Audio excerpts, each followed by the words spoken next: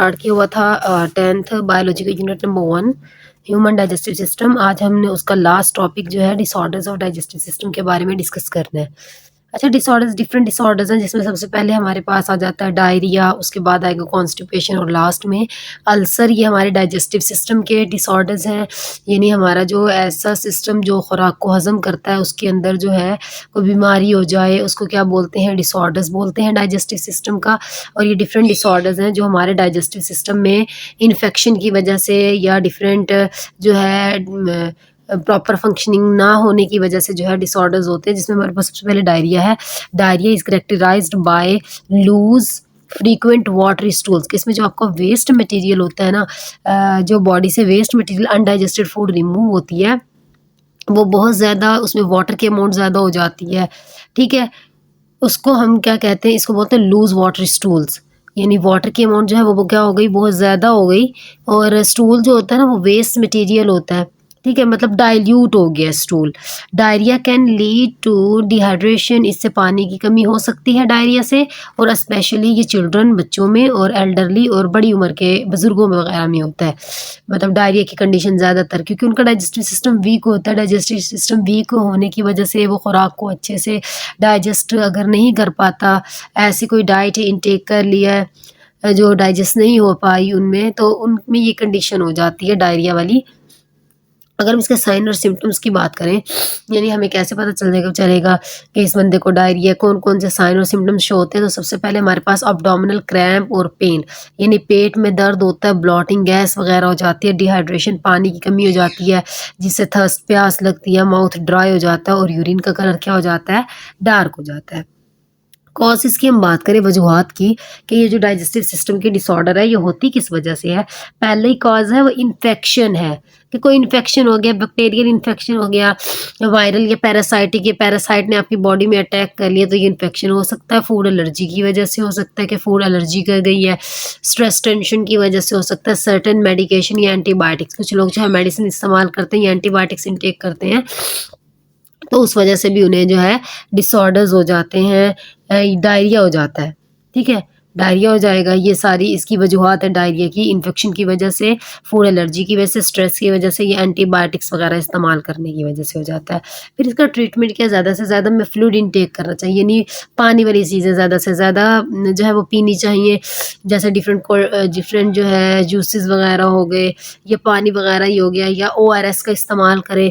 Eating soft diet, नरम ग़िज़ा खाएँ। यूजिंग एंटी डायरियल मेडिकेशन, ऐसी मेडिसिन इस्तेमाल करें जो क्या होती हैं, एंटी डायरियल होती हैं, यानी डायरिया के जो ऑपोजिट के खिलाफ इस्तेमाल की जाती है। अच्छा, टेकिंग एंटीबायोटिक्स और अदर ट्रीटमेंट, कि अगर जो है सीवियर हो गया है आपका केस, मतलब ज़्यादा डायरिया का केस हो गया, तो आप कोई एंटीबायोटिक्स इस्तेमाल करें या कोई प्रॉपर ट्रीटमेंट करवाएं। अच्छा, प्रिवेंशन क्या है, कैसे आप इससे बच सकते हो। Washing hand regularly specially before eating and after using washroom, यानी वॉशरूम जाने के बाद और खाना खाने से पहले अच्छे से हाथ धोएं। कंटेमिनेटेड आलूदा खाना और पानी ना पिएं। अवॉइडिंग स्ट्रेस, टेंशन नहीं लेनी चाहिए। दूसरा हमारे पास है कॉन्स्टिपेशन। कॉन्स्टिपेशन क्या होता है, उसमें फीसेस ज़्यादा ही लूज़ हो गया था डायरिया में, और वाटरी हो गया था, इसमें हार्ड हो जाता है, ड्राई हो जाता है और बॉडी से बाहर आसानी से रिमूव नहीं होता। कॉन्स्टिपेशन वो कंडीशन है जिसमें फीसेड जो है एलिमिनेट नहीं होती बॉडी से रेगुलर इंटरवल प्रॉपर टाइम पे। इसके साइन और सिम्टम्स क्या होते हैं, इनफ्रीक्वेंट और डिफिकल्ट बाउल मूवमेंट, यानी वेस्ट मटेरियल की मूवमेंट जो है वो सही नहीं हो रही, वो बॉडी से बाहर जो है 1 वीक में 3 टाइम से कम दफ़ा होगा तो वो कॉन्स्टिपेशन के केस में आएगा। हार्ड एंड ड्राई स्टूल, जो वेस्ट मटेरियल होता है वो हार्ड सख्त हो जाता है और ड्राई खुश्क हो जाता है। एब्डोमिनल डिस्कम्फर्ट और ब्लॉटिंग, यानी पेट में गैस वगैरह रहती है। कॉजेज़ क्या होते हैं, lake of fibre in diet, अगर कोई बंदा ऐसी डाइट इनटेक कर रहा है जिसके अंदर प्रॉपर फाइबर्स मौजूद नहीं है, ठीक है। फाइबर्स कार्बोहाइड्रेट्स की एक टाइप है जो अनडाइजेस्टेड होते हैं लेकिन डाइजेशन में हेल्प करते हैं। फिर हमारे पास है डिहाइड्रेशन, ये पानी की कमी की वजह से होता है। लेक ऑफ फिजिकल एक्टिविटी, कोई एक्सरसाइज वगैरह नहीं कर रहे। सर्टेन मेडिसिन, कुछ मेडिसिन जैसे इस्तेमाल करते हैं लोग, पेन किलर्स, आयरन सप्लीमेंट्स इस्तेमाल करते हैं ना, खून की कमी की गोलियां जो इस्तेमाल करते हैं, तो उसकी वजह से भी ज़्यादा कॉन्स्टिपेशन रहती है। एंड अदर डिजीज़ जैसे डायबिटीज़ वगैरह जो होती है उस केस में भी जो है कॉन्स्टिपेशन के चांसेस होते हैं। अच्छा, हम ट्रीटमेंट की बात करें, इंक्रीजिंग फाइबर इनटेक, फाइबर वगैरह खानी चाहिए क्योंकि फाइबर डाइजेस्टिव सिस्टम के लिए बहुत अच्छा, वो डाइजेशन में हेल्प करता है। इससे कॉन्स्टिपेशन नहीं होती। फ्रूट वगैरह, वेजिटेबल या होल ग्रेन इनमें मौजूद है। स्किन होती है ना, इसकी हो गई, एप्पल की हो गई स्किन, इसके अलावा डिफरेंट फ्रूट्स की स्किन जिसको हम अलहदा कर देते हैं, ज़्यादातर एप्पल की हो गई या फिर डिफरेंट जो है, जैसे ये दलिया वगैरह, ये कद्दू वगैरह हो जाता है ना, इसमें ज़्यादातर फाइबर्स मौजूद होते हैं, या फिर पालक वगैरह में। अच्छा, ड्रिंकिंग प्लेंटी ऑफ वाटर, ज़्यादा से ज़्यादा पानी पीना चाहिए, रेगुलर एक्सरसाइज करनी चाहिए और वो मेडिसिन इस्तेमाल करो जो डॉक्टर ने प्रिस्क्राइब की है। बचाव कैसे हो सकता है? Eating high fibre diet, high fibre diet intake करो और ड्रिंकिंग प्लेंटी ऑफ फ्लूइड, और ज़्यादा से ज़्यादा जो है वो पानी का इस्तेमाल करो। अल्सर क्या होता है? देखिए, अल्सर का मतलब होता है कि आपके एलिमेंट्री कैनाल में या आपके डाइजेस्टिव सिस्टम के किसी भी पार्ट में सॉर ज़ख्म बन जाना, सॉर्स बन जाते हैं, इसमें ज़ख्म हो जाते हैं, इसको अल्सर बोलते हैं। पेप्टिक अल्सर क्या होता है? पेप्टिक अल्सर वो अल्सर है जिसमें सॉर्स जो हैं वो डेवलप हो जाते हैं वॉल ऑफ एलिमेंट्री कैनाल, खुराक की नाली में।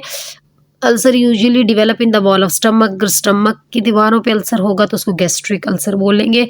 अल्सर में भी डेवलप इन ड्यूडिनम, ड्यूडिनम यानी स्मॉल इंटेस्टाइन में भी हो सकता है जिसको ड्यूडिनल अल्सर, और ईसोफेगस, ईसोफेगस जो हमारी खुराक की नाली है उसमें भी हो सकता है, तो उसको बोलते हैं ईसोफेगियल अल्सर। अच्छा, उसके बाद इसके साइन और सिम्टम्स कैसे होते हैं? बर्निंग स्टमक पेन, स्टमक में पेन होती है, ऐसा लगता है स्टमक जलने लग रहा है। Rush of saliva after regurgitation, यानी वॉमिटिंग के बाद जो है सलाइवा ज़्यादा से ज़्यादा मुंह से रिलीज होता है। लॉस ऑफ एपेटाइट, भूख नहीं लगती। वेट लॉस हो जाता है। ब्लड वॉमिटिंग इन स्वेयर केसेस, यानी अगर अल्सर जो है वो बहुत ज़्यादा स्वेयर हो गया है, बहुत ज़्यादा हो गया है, तो उससे ब्लड जो है वो वॉमिटिंग के ज़रिए भी बॉडी से बाहर रिमूव होता है, यानी वॉमिटिंग में ब्लड मौजूद होता है। कॉजेज़ क्या होते हैं, हमें क्या वजूहात क्या होंगे इसके? Infection due to helicobacter pylori bacteria, ये जो बैक्टीरिया हेलिकोबैक्टर पाइलोरी बैक्टीरिया, इस बैक्टीरिया की वजह से जो है इन्फेक्शन हो जाता है। या non steroid anti inflammatory medicine इस्तेमाल करते हैं, उसकी वजह से एक्सेसिव अल्कोहल कंजप्शन, अल्कोहल का इस्तेमाल ज़्यादा से ज़्यादा करते हैं, ये स्मोकिंग करते हैं, ये स्ट्रेस लेते हैं। अच्छा, स्ट्रेस जो एंटी इन्फ्लेमेटरी मेडिसिन, ऐसी मेडिसिन होती हैं जो सोजिश के खिलाफ की जाती हैं यूज़, यानी कोई बंदे की सोजिश हो गई है, ठीक है, जैसे जोड़ों में सोजिश हो जाती है, ये बॉडी के डिफरेंट पार्ट्स में हो जाती है, तो उसके लिए इस्तेमाल की जाती है, इससे भी अल्सर होता है। अच्छा, स्ट्रेस, अच्छा वो कह रहे हैं स्ट्रेस वजह तो नहीं है अल्सर का, लेकिन अगर सिम्पटम्स होंगे पहले ही स्ट्रेस इसके अल्सर के और बंदा टेंशन वगैरह लेता है तो ये ज़्यादा सीवियर हो सकते हैं। ट्रीटमेंट एंटीबायोटिक्स ऐसे इस्तेमाल करनी चाहिए जो हेलिकोबैक्टर पाइलोरी बैक्टीरिया के खिलाफ इस्तेमाल हो।